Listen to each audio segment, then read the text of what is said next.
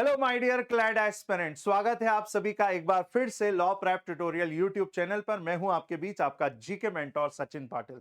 उम्मीद कर रहा हूं आप बहुत अच्छे तरीके से हैं और आप अपनी तैयारी भी बहुत बढ़िया तरीके से, शानदार तरीके से कर रहे हैं। जैसा कि आप सभी को एक बार फिर से दिख रहा है कि हम फिर से एक इंटरनेशनल कॉन्फ्लिक्ट और रिलेशन के मुद्दे को लेकर के आए हैं आप लोगों के बीच में। इसके बारे में भी आज हम सारी डिटेल में चर्चा करेंगे, तो बने रहिए मेरे साथ आखिरी तक। इस क्लास में आपको बहुत ज्यादा इंफॉर्मेशन इस क्लास से रिलेटेड मिलने वाली है। हम बात करेंगे फिर से उस युद्ध के बारे में जो पिछले साल भी यानी 2025 में भी हमें देखने को मिली और बहुत बड़े लेवल पे इसमें नुकसान भी जो देखने को मिला दोनों तरफ से, वो इस बार और बड़े लेवल पे चले जाता है। ये मुद्दा इस बात को लेकर के है कि जब अमेरिका काफी दिन से ईरान को ये कह रहा था कि वो अपने न्यूक्लियर प्रोग्राम के इस मिशन को बंद कर दे, नहीं तो उसका अंजाम बहुत बुरा होगा, लेकिन ईरान इस चीज के लिए नहीं रुक रहा था। और ईरान ने ये ठान लिया था 2000 के बाद से ही, ये उसने ठान लिया था कि वो अपने न्यूक्लियर प्रोग्राम को लेकर के काम करेगा। इसके बावजूद भी कि अमेरिका और इजराइल के द्वारा कई बार ईरान के ऊपर अटैक किया जा चुका है, उसके बावजूद भी ईरान रुकने का नाम नहीं ले रहा था। इस बार बहुत बड़े लेवल पे यह अटैक ईरान के ऊपर होता है और यह बड़ी न्यूज ईरान की तरफ से आ रही है कि ईरान का सुप्रीम लीडर अली खामेनेई इस अटैक में मारा जाते हैं अपनी फैमिली के साथ में। इजराइल और ईरान और अमेरिका की इस कॉन्फ्लिक्ट से दुनिया भर में क्या इंपैक्ट पहुंच सकता है इकोनॉमिकली तरीके से भी, क्योंकि आज जब शेयर बाजार खुला तब बहुत बड़े लेवल पे गिरावट के साथ में देखा गया, यानी और ऑयल पर भी इसका क्या इंपैक्ट पड़ा है यह भी हमें देखने को मिलेगा, क्योंकि गल्फ कंट्रीज से बहुत बड़े लेवल पे ऑयल का चेंज देखने को मिलता है, एक्सचेंज हमें देखने को मिलता है, ट्रांसपोर्ट हमें देखने को मिलता है यूरोप और एशिया कॉन्टिनेंट के। तो हम एक एक करके सारी चीजों को देखते हैं। ईरान के ऊपर अटैक किया जाता है इजराइल के द्वारा 28 फैब को, और यह सुबह की बात है, सुबह 8 बजे के आसपास यह अटैक किया जाता है। और एक ऑपरेशन के तहत ईरान के ऊपर इजराइल अटैक करता है, जिसे शेर की दहाड़ यानी द लायन रॉर के नाम से इसे जाना जाता है, बिल्कुल उसी तरीके से जैसे लास्ट ईयर 2025 में भी इजराइल के द्वारा ईरान के ऊपर द राइजिंग लायन के नाम से इस ऑपरेशन को चलाया गया था।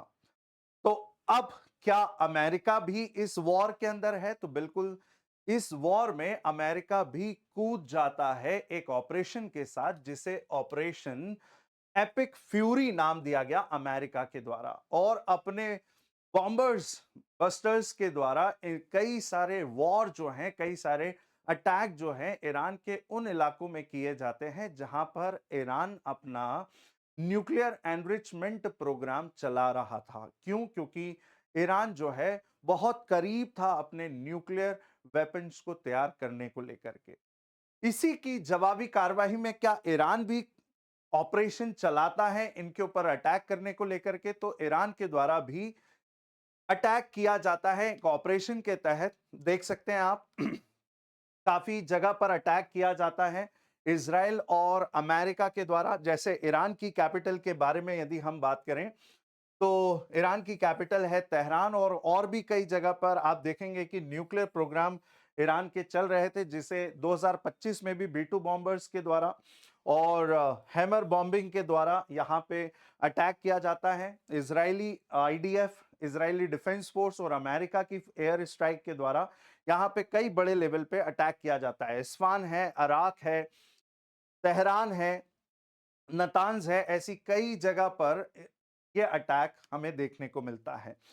इस बार यह अटैक और बड़े लेवल पे यहां पे ईरान के ऊपर देखने को मिलता है। अब तक ईरान के अंदर जो खबरें आ रही हैं, क्योंकि 10 दिन के लिए वहां पे इंटरनेट को शट डाउन कर दिया गया है, लेकिन जो खबरें अभी तक हमें सुनने को मिल रही हैं उसमें ईरान के अंदर 500 से भी ज्यादा मौतें हो चुकी हैं, डेथ कैजुअलिटीज हमें देखने को मिल रही हैं, और साथ में 700 से भी ज्यादा लोग बाग घायल हो चुके हैं जिन्हें हॉस्पिटल में भर्ती कराया गया है। Strike at the heart of the Tehran, Iran के बारे में हम बात करें जिसकी कैपिटल तेहरान है, जिसके ऊपर बहुत बड़े लेवल पे अटैक किया जाता है। साथ ही तेहरान के अंदर, ईरान के अंदर वहां के सुप्रीम लीडर अली खामेनेई का भी घर था, जो अपनी फैमिली के साथ में वहां पे रह रहे थे, जिसके ऊपर अटैक किया जाता है इसराइल के द्वारा। और इस अटैक में ये क्लेम किया जा रहा है, कहीं ना कहीं इसराइल ने भी ये बताया है और अमेरिका भी ये कह रहा है कि भाई इसमें अली खामेनेई जो कि सुप्रीम लीडर ऑफ ईरान, जो कि दूसरे नंबर के सुप्रीम लीडर थे, उसकी भी मौत हो चुकी है। ये ईरान ने भी कंफर्म कर दिया है। और एक और सबसे बड़ी घटना जो इस स्ट्राइक के अंदर हमें देखने को मिली, क्योंकि ईरान को ये लग रहा था कि जो सदर्न ईरान है, जिसे मिनाब सिटी कहा जाता है, जहां पे एक स्कूल था, जहां पे बच्चे स्कूल के अंदर पढ़ रहे थे, वहां पे भी अटैक देखने को मिला, जिसमें 100 से भी ज्यादा लोगों के और बच्चों के मारे जाने की यहां पे खबर हमें देखने को मिलती है ना। Cause of the massive casualties, और ये ईरानियन गर्ल्स स्कूल था जहां पे ये स्ट्राइक की जाती है। इसके बदले में ईरान भी रिटेलिएशन में अटैक करता है अमेरिका और इजराइल के अगेंस्ट में। अब आपको लगेगा क्या ईरान ने अमेरिका जाकर के ये अटैक किया है इतनी दूर जाकर के? तो नहीं।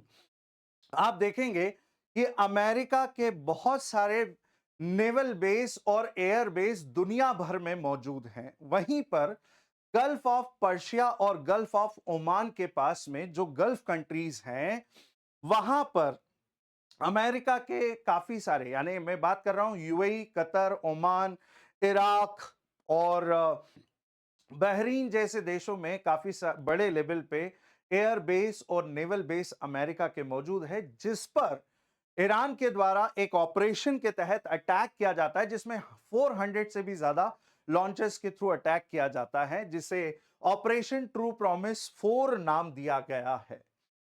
ये ईरान का ऑपरेशन है, जिसके तहत आप देख सकते हैं कि ईरान ने कुवैत, बहरीन, कतर, यूएई, इसके अलावा सऊदी अरेबिया, इसके अलावा यहां तक अटैक किया है, इराक और इजराइल तक आपको यह अटैक देखने को मिलेगा। इसके अलावा बात करें, इसी तरीके का मामला आपको पिछले साल भी देखने को मिलेगा, क्योंकि ऑपरेशन राइजिंग लायन जो चलाया गया था, इस ऑपरेशन को 2025 में जून 13 की बात है, तब इजराइल के द्वारा इस ऑपरेशन को चलाया जाता है। फिर इसी बीच में अमेरिका भी इस वॉर में उतरता है और इनके बीच में इस तरीके से ये ऑपरेशन चलाए जाते हैं और एक दूसरे के ऊपर अटैक किया जाता है। लेकिन इस बार का अटैक पिछले वाले अटैक से भी बहुत बड़ा अटैक माना जा रहा है। इसके अलावा बात करें सुप्रीम लीडर्स को लेकर के, क्योंकि यहां से आपके एग्जाम में क्वेश्चन पूछे जा सकते हैं, क्योंकि ईरान के अंदर जो सबसे बड़ा डेजिग्नेशन आप देखेंगे वो सुप्रीम लीडर का माना जाता है, देन फिर उसके बाद प्रेसिडेंट।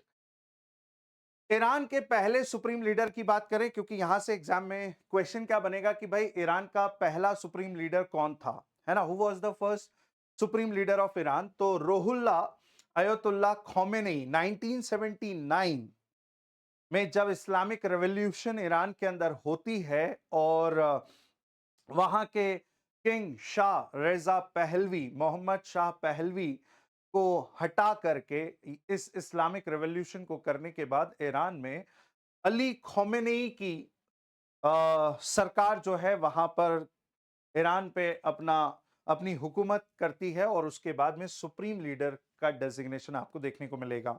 एंड अली खामेनी, जिसकी इस अटैक में डेथ हो गई, he was second, okay, second supreme leader of Iran. ये सेकंड नंबर के थे। 1989 से 2026 काफी लंबा टेन्योर जो है सुप्रीम लीडर के तौर पे आपको देखने को मिलेगा। लेकिन एक चीज और इसी के बीच में मैं आपको बता दूं कि Ali Khamenei second supreme leader Iran के थे, लेकिन उससे पहले यदि मैं बात करूं, अली खोमेनी की डेथ के बाद he was appointed as the supreme leader in Iran. 1979 to 89 Khomeini की सरकार थी, हुकूमत थी, और उसके बाद में खामेनी की हुकूमत यहां पे देखने को मिलती है। लेकिन उससे पहले अली खामेनी ईरान के थर्ड नंबर के प्रेसिडेंट थे, देन फिर he was appointed as the supreme leader.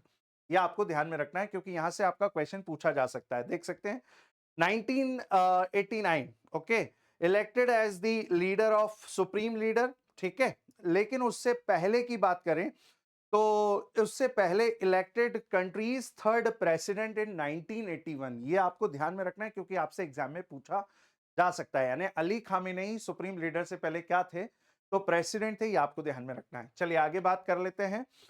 इसमें एक रोल बड़ा इंपॉर्टेंट बताया जाता है इजराइल की इंटेलिजेंस एजेंसी का, क्योंकि अली खामेनेई कहां पर मौजूद थे और उनके सारे ठिकाने, इवन वहां के मिलिट्री बेस के ठिकानों के बारे में जानकारी इजराइल की मोसाद के द्वारा बताया गया कि कहां कहां पर अटैक करना है। तो मोसाद का इसमें इंपॉर्टेंट रोल रहा है। अब ये मोसाद क्या है? The national intelligence agency of Israel, जो 1949 में फाउंड होती है और इसका हेडक्वार्टर आपको वहां की एडमिनिस्ट्रेटिव कैपिटल के अंदर देखने को मिलेगा, जिसे तेल अवीव कहा जाता है इजराइल की। और एट प्रेजेंट यदि हम इसके डायरेक्टर की बात करें तो डेविड बर्नी इसके आपको डायरेक्टर देखने को मिलेंगे। इसके अलावा बात करें, मैंने आपको शुरुआत में भी कहा था कि इस वॉर से दुनिया की इकोनॉमी में क्या इंपैक्ट पहुंचने वाला है।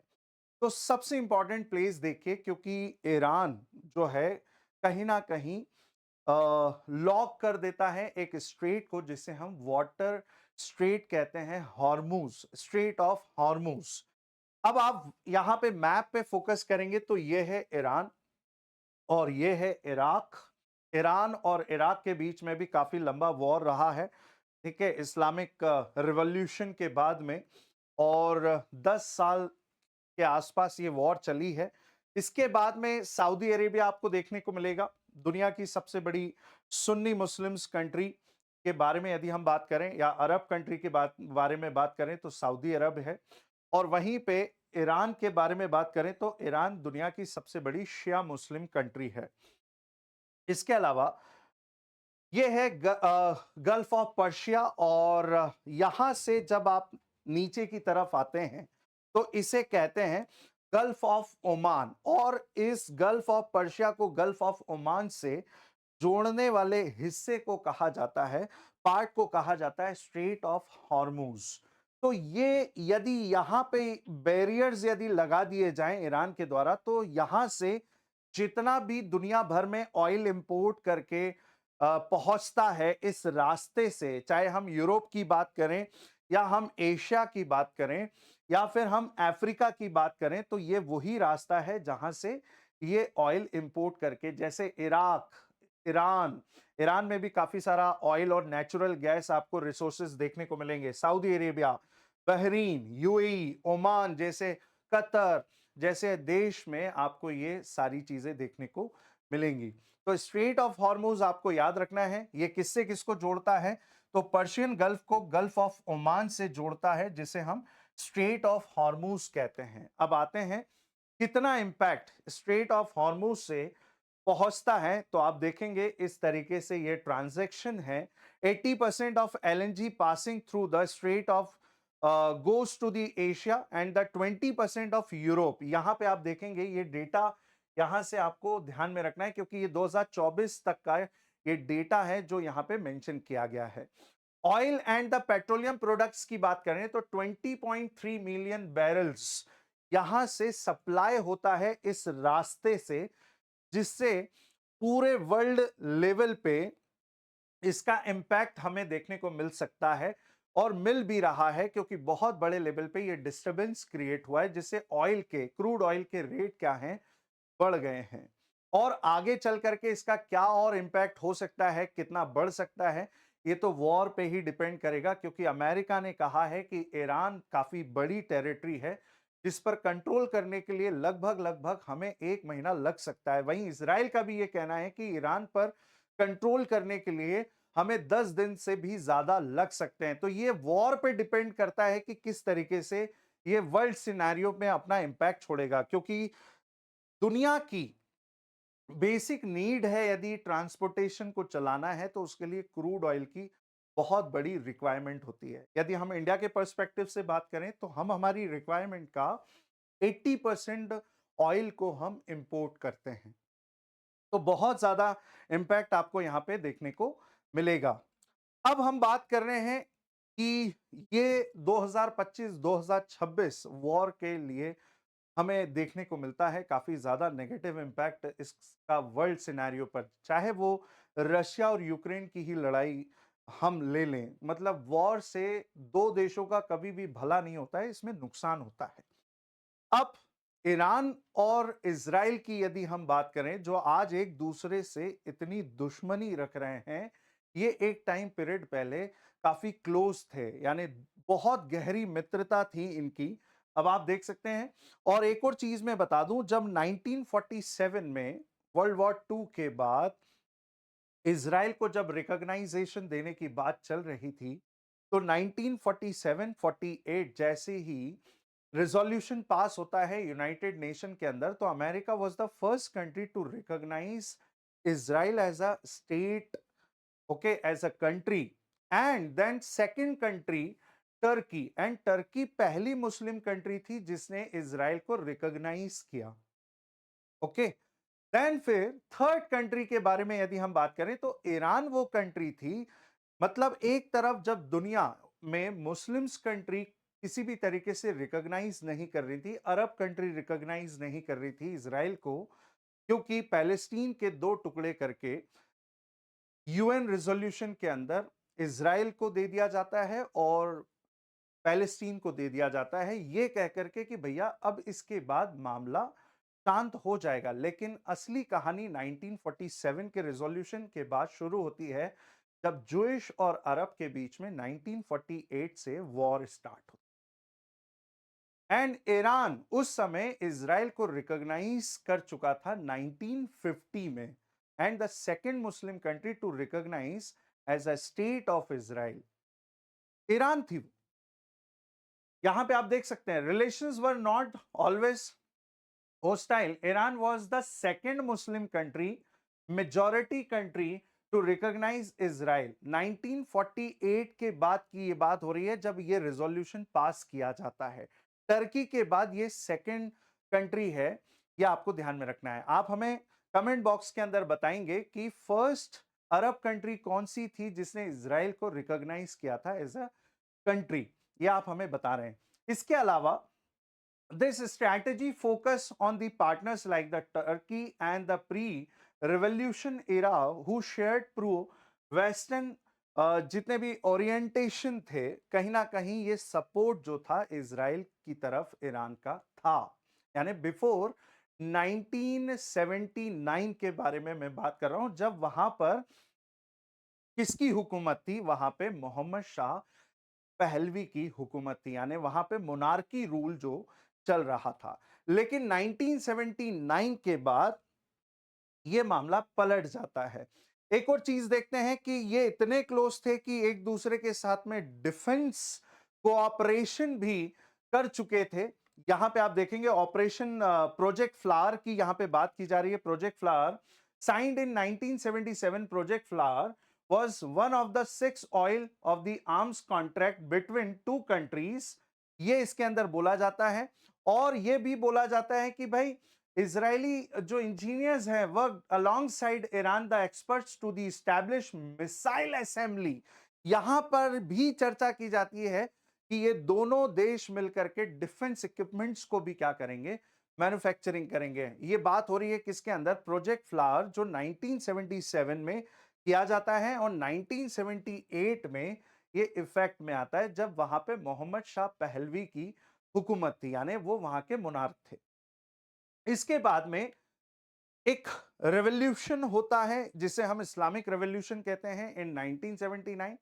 और वहां पर जो लीडर बन करके आते हैं कौन, खोमेनी की मैं बात कर रहा हूं। खोमेनी, जैसा कि मैंने आपको बताया था कि who was the first supreme leader, तो रोहुल्ला अयतुल्ला खोमेनी के बारे में हम बात कर रहे हैं कि इनकी लीडरशिप में यहां पे रेवोल्यूशन होती है। और ये रिश्ते जो हैं इस रेवोल्यूशन के बाद में बदल जाते हैं। यानी किंग शाह पहलवी के टाइम पीरियड में काफी बड़े लेवल पे सपोर्ट किया जाता था इजराइल को, क्योंकि ईरान काफी बड़े लेवल पे ऑयल्स एक्सपोर्ट करता था इज़राइल को, यानी ऑयल से रिलेटेड जो भी सप्लाई होती थी वो ईरान की तरफ से इज़राइल को की जाती थी, जिसके बदले में इज़राइल भी डिफेंस जो हेल्प है, जो सपोर्ट है वो ईरान को उस समय कर रहा था।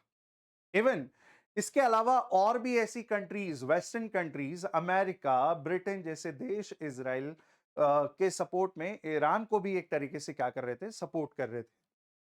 1979, Iran and Israel shared the strategic ties under the Shah rule. मैंने जैसा कि आपको बताया शाह के रूल में स्ट्रैटेजिक रिलेशंस थे, लेकिन 1979-80 में Iran Islamic revolution led the severing diplomatic ties जो हैं ये खत्म हो जाते हैं इनके बीच में। और ये देख सकते हैं आप, किंग शाह पहलवी और खोमेनी, ये वही व्यक्ति हैं जिनको 15 साल का एग्जाइल इनके द्वारा दिया गया था 1960, एंड देन 75 ये 15 साल के बाद वापस आते हैं। देन फिर आफ्टर 1979 इस्लामिक रेवोल्यूशन इन्हें एग्जाइल दे दिया जाता है और ये कहां चले जाते हैं, इजिप्ट चले जाते हैं और वहीं पे इनकी डेथ हो जाती है। ठीक, इसके बाद में खोमेनी की हुकूमत यहां पे आती है और सुप्रीम लीडर का टाइटल आपको देखने को मिलेगा। सुप्रीम लीडर जो है यहाँ पे हेड बन जाते हैं ईरान के अंदर। और इसके अलावा इज़राइल को कहीं ना कहीं एक तरीके से डेंट जो है ईरान के द्वारा दिया गया एक के बाद एक। और इवन यहाँ पे आपने कई सारे ऐसे ग्रुप भी देखे होंगे जिसमें इज़राइल को कहीं ना कहीं से परेशान करने के लिए, यानी लेबनान की यदि हम बात करें तो लेबनान से हिजबुल्लाह जो 1982 में बन गया था, एक ग्रुप जिसे ईरान का बैक सपोर्ट था। वहीं पे हमास की बात करें तो 1987 की फर्स्ट अपराइजिंग जो इंतिफादा था उसके बाद में ये बनता है। और हमास भी कहीं ना कहीं आज इसराइल के अगेंस्ट में लड़ाई लड़ रहा है। वहीं पे यमन के वेस्टर्न पार्ट में यदि आप देखेंगे एक और ग्रुप आपको मिलेगा, रिबेलियन ग्रुप, जिसे हौदीस कहा जाता है, जो 1994 में बनता है। तो कहीं ना कहीं ईरान जो है इन्हें बैक सपोर्ट करता है कि आप इज़राइल को यहां पे क्या करें, एक तरीके से परेशान करें। और यही चीज को लेकर के इज़राइल और ईरान जो हैं आज की डेट में एक दूसरे के अगेंस्ट में आपको देखने को मिलेंगे। अब बात कर लेते हैं इनसे रिलेटेड और भी डेटास को लेकर के। जैसे इज़राइल के बारे में बात करें तो इज़राइल की कैपिटल जो है वो आपको मिलेगी जेरूसलम। ठीक है, और जैसा कि मैंने बताया कि एडमिनिस्ट्रेटिव कैपिटल क्या है तो तेल अवीव है। कब बनाया गया था इज़राइल को, तो आफ्टर रिजोल्यूशन जो यूएन के अंदर पास हुआ उसके बाद में 14 ऑफ मई 1948 में ये स्टैब्लिश होता है। एट प्रेजेंट यहाँ के प्राइम मिनिस्टर की बात करें तो बेंजामिन नेतन्याहू, यहाँ से आपका क्वेश्चन पूछा जा सकता है। इसके अलावा इसाक हर्जोग यहाँ के प्रेसिडेंट हैं। और यहाँ की करेंसी के बारे में बात करें तो न्यू शेकल यहाँ की करेंसी है। और यदि हम लैंग्वेज की बात करें तो हिब्रू यहाँ की लैंग्वेज है। वहीं पे हम ईरान के बारे में बात करें तो ईरान की कैपिटल है तेहरान। और ये स्टैब्लिश कब हुआ, तो 1 अप्रैल 1979 में इस्लामिक रेवोल्यूशन के बाद में एक तरीके से ये एसोसिएट हुआ और ये स्टैब्लिश हुआ। करेंसी की बात करें तो ईरानियन रियाल, और सुप्रीम लीडर की डेथ हो चुकी है। एट प्रेजेंट प्रेसिडेंट की बात करें तो मसूद पजेश्कियान यहाँ के प्रेसिडेंट हैं। और वाइस प्रेसिडेंट की बात करें तो मोहम्मद रेजा आरिफ जो हैं यहाँ के वाइस प्रेसिडेंट। तो ये थी जानकारी आज इस वॉर से रिलेटेड जिसको हमने आज डिस्कस किया, और कई सारी इंफॉर्मेशन आज आपको जानने को मिली। तो हम फिर मिलेंगे हमारे अगले नए टॉपिक के साथ में। आज के लिए इतना ही। Thank you everyone and have a good day.